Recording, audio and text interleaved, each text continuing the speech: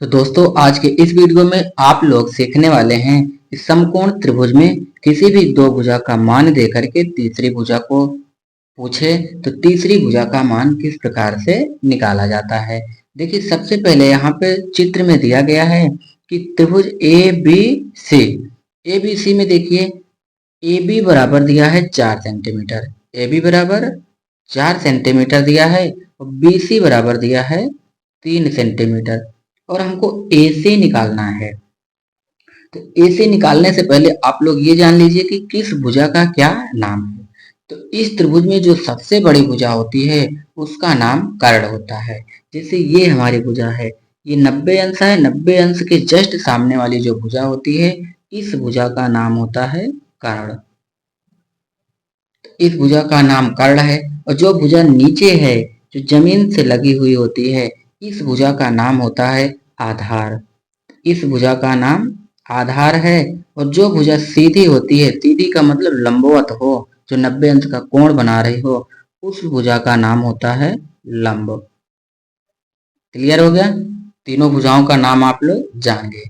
अब देखिए तीसरी भुजा को किस प्रकार से निकाला जाता है। तो इसके लिए एक पाइथागोरस प्रमेय होता है। तो यहाँ पे पाइथागोरस प्रमेय बराबर आप लोग लिखेंगे पाइथागोरस प्रमेय।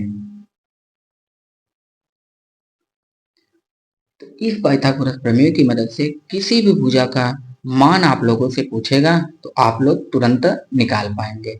चलिए देखिए सबसे बड़ी भुजा जो होती है वो कर्ण होती है। यदि आप लोगों से कर्ण पूछे तो कर्ण बराबर फार्मूला लगाएंगे रूट के अंदर लंब वर्ग, लंब को यल से लिखा जाता है, लंब वर्ग और प्लस में आधार जो है उसको ए से लिखा जाता है, आधार वर्ग। यदि आप लोग को कर्ण पूछे, यदि आप लोगों से कर्ण पूछेगा तो यहाँ पे आप लोग कर्ण बराबर लिखेंगे अंडर रूट के अंदर लंब का वर्ग प्लस में आधार का वर्ग। तो ये कर्ण के लिए हो गया। यदि मान लीजिए आप लोगों से पहले लंब का मान पूछ ले, कर्ण दे करके लंब पूछ ले तो उसके लिए फार्मूला क्या होगा। तो लंब बराबर हो जाएगा रूट के अंदर सबसे बड़ी भुजा हमने अभी आपको बताया था कि कर्ण होती है, तो कर्ण में से अगली भुजा को घटा देंगे। तो रूट के अंदर कर्ण का वर्ग माइनस में लंब तो पूछा ही है, बचा कौन सा है आधार, तो कर्ण वर्ग माइनस में आधार का वर्ग। ये फार्मूला लगेगा जब आप लोगों से लंब पूछेगा तब। अब मान लीजिए कर्ण और लंब दे करके आधार पूछे तो किस प्रकार से सॉल्व करेंगे। तो यहाँ पे आधार बराबर फार्मूला हो जाएगा रूट के अंदर सबसे बड़ी वाली भुजा में से अगले को घटा देना है। सबसे बड़ी भुजा क्या होती है कर्ण, तो कर्ण में से आपको घटाना है किसको, लंब को। इतना आप लोग समझ गए। जब कर्ण का मान पूछेगा तो इस फार्मूले को लगाएंगे, जब लंब पूछेगा तो इस वाले फार्मूलों का प्रयोग करेंगे, यदि आधार पूछेगा तो इस वाले फार्मूले का यूज करेंगे। इतना आप लोग अच्छे से समझ गए होंगे। चलिए अब कुछ सवाल को सॉल्व कर लेते हैं। देखिए यहाँ पे हमने क्वेश्चन को लिया हुआ है। पहला नंबर क्वेश्चन जो है इसमें एक त्रिभुज बना हुआ है। त्रिभुज में जो है कर्ण का मान दिया है और आधार का मान दिया है। निकालना है आप लोगों को लंब। तो इस त्रिभुज का नाम रख सकते हैं आप लोग। मान लीजिए इसका नाम ए है, ये बी है और ये सी है। तो यहाँ पे देखिए कर्ण और आधार दिया है, आप लोगों से पूछ रहा है लंब। तो लंब को किस प्रकार से निकालेंगे, अभी हमने बताया था जब लंब पूछेगा तो उसके लिए आप लोग का फार्मूला जो होगा वो कर्ण में से आधार को घटाना होगा। तो कर्ण का वर्ग करिए और आधार का वर्ग करके घटा दीजिए। अभी अभी हमने देखो यहाँ पे फार्मूला को लिखाया है। जब लंब पूछेगा तो कर्ण वर्ग माइनस आधार वर्ग, इसी फार्मूले को हम यहाँ पे लगा रहे हैं।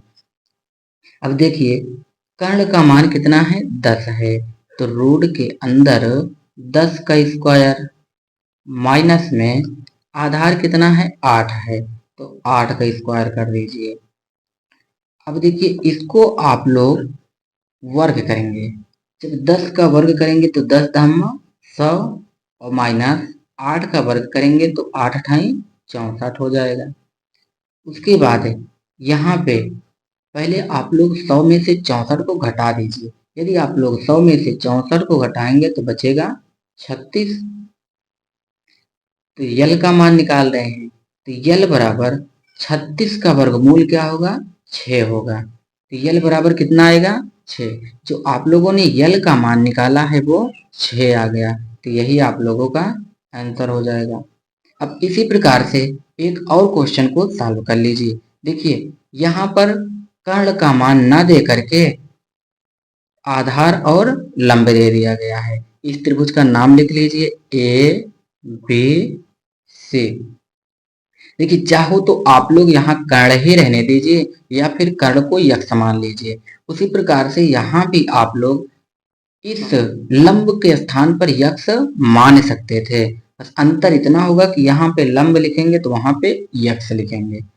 अब यहाँ पर देखिए हमने जैसे इसमें कर्ण को यक्ष मान लिया है, तो यहाँ पे आप लोगों का लंब दिया है 4 सेंटीमीटर, आधार दिया है 3 सेंटीमीटर। तो पूछ रहा है कर्ण। तो हमने फार्मूला आप लोगों को बताया है, जब भी कर्ण पूछेगा तो यहाँ पे लिखना है k बराबर रूट के अंदर लंब का वर्ग प्लस में आधार का वर्ग। तो यहाँ पे हमने कर्ण को यक्ष मान लिया है, तो यक्ष के बराबर में हो जाएगा रूट के अंदर लंब, लंब कितना है 4, 4 का स्क्वायर प्लस में आधार कितना है 3 है, तो आधार का स्क्वायर। अब यहाँ यक्ष के बराबर में रूट के अंदर 4 का वर्ग 16 प्लस में 3 का वर्ग क्या होगा 9 हो जाएगा।